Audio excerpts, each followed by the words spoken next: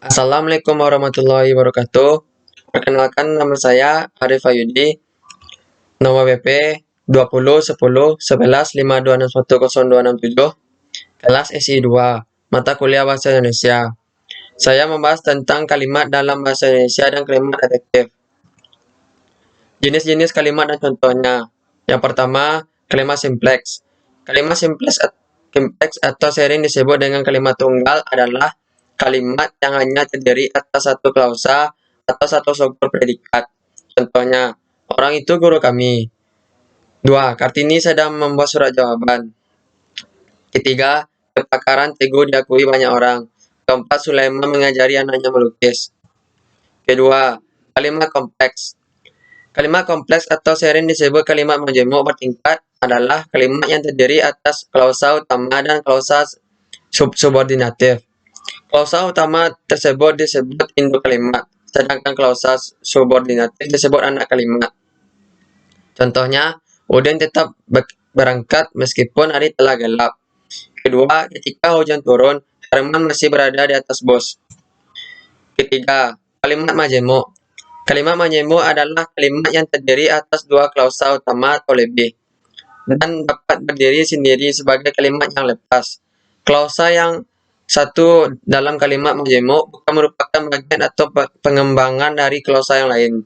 Hubungan antara klausa yang satu dengan yang lain dalam kalimat menyatakan hubungan koordinatif. Contohnya, Arif membaca koran dan istrinya membuat susu jahe. Kedua, Udin memesan bakso, tetapi istrinya memesan sate kambing. Ketiga, Wahyudi sedang belajar atau malah bermain di kamar depan. Keempat, kalimat majemuk kompleks. Kalimat majemuk kompleks adalah kalimat yang terdiri atas tiga klausa atau lebih. Dua di antara klausa dalam kalimat majemuk ini merupakan klausa utama, sedangkan klausa yang lain merupakan klausa subordinatif yang berfungsi sebagai pemerluas satu di antara atau kedua fungsi dalam klausa utama kekompleksan. Dalam kalimat majemuk ini ditandai dengan perluasan satu di antara atau lebih unsur fungsi dalam kalimat. Contohnya, ayah sedang melukis dan adik sedang belajar ketika kebakaran itu terjadi.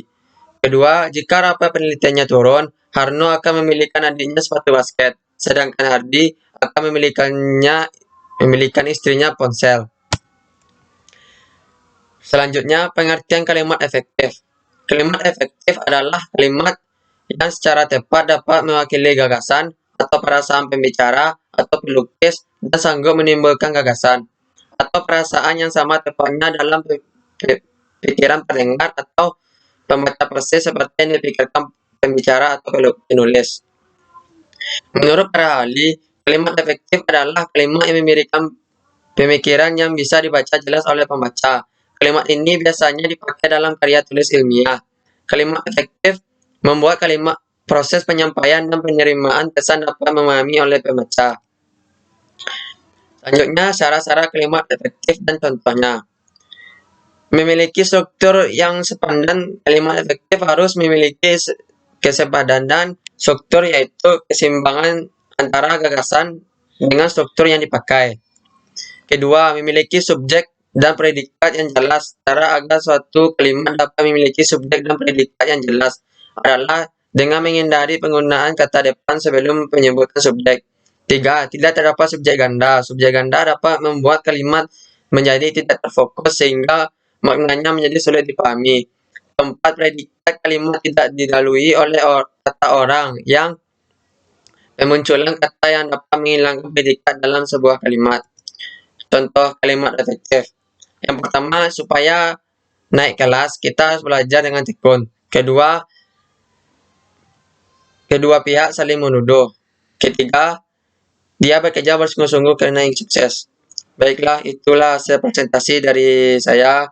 Apabila ada salah, tolong dimaafkan. Assalamualaikum warahmatullahi wabarakatuh.